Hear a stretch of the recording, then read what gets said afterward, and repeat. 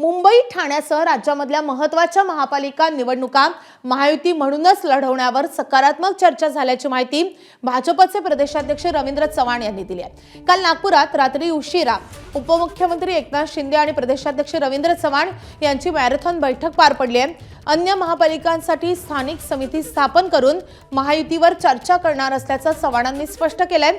मात्र मुंबई ठाण्यासह महत्त्वाच्या महापालिका एकत्रच लढवण्याबाबत वरिष्ठ नेते सकारात्मक असल्याची माहिती त्यांनी दिली आहे। राष्ट्रवादी हा महायुतीचाच घटक पक्ष आहे, याकडे त्यांनी लक्ष वेधलंय।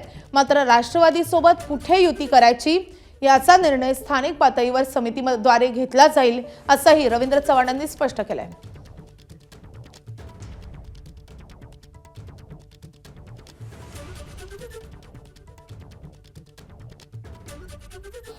मुंबई महानगरपालिका आणि प्रमुख महानगरपालिका यामध्ये कोणत्याही परिस्थितीमध्ये युती व्हायलाच हवी या मताशी सर्व वरिष्ठांनी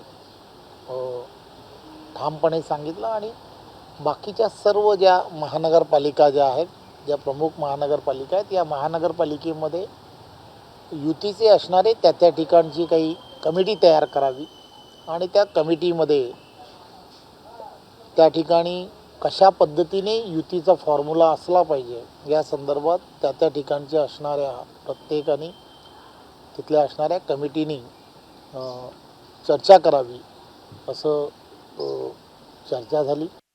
खरं तर महायुतीच्या संदर्भामध्ये सर्व ठिकाणी निर्णय हे त्या पातळीवरती केले जाणार आहेत।